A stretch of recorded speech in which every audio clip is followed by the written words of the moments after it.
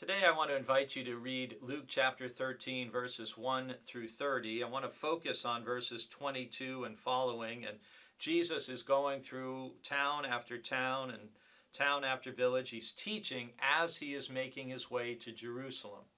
And someone asked him, "Lord, will only a few be saved?" And our verse for today is verse 24. He said to them, "Strive to enter through the narrow door. For many, I tell you, will try to enter and will not be able." And then Jesus goes on to give the example of when an owner of the house has got up and has shut the door, and then you're going to stand outside saying, "Lord, open to us." And in reply, he will say, "I don't know where you come from." And then it's another example, and he says again, "I do not know where you come from. Go away from me, you evildoers."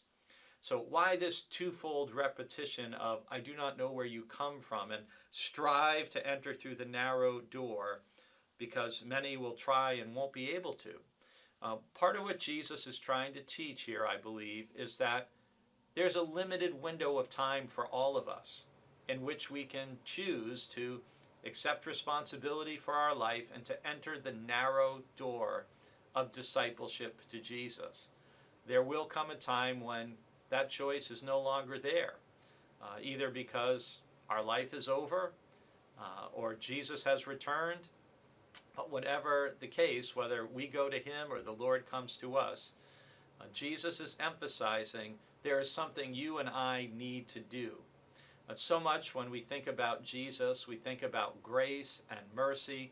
We emphasize all that Jesus has done for us in dying on the cross and teaching us how to live as a follower of his and a member of God's family. But here in Luke chapter 13, as Jesus is making his way to Jerusalem, he's also putting it right back on those who would follow him and those who are hearing his teaching. Strive to enter through the narrow door.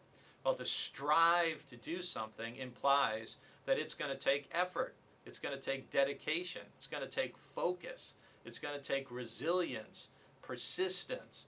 All these things are part of successfully striving. And the door, again, is not wide.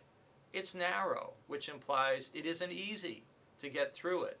And not everyone will make the sacrifices necessary to get through that narrow door. But we all want to get through before it's too late. So while we celebrate and give thanks for Jesus' grace and mercy, we also want to make sure that we are doing all that we can to enter through the narrow door he describes that will make us truly his disciple and that will bring us also fully into the kingdom of heaven.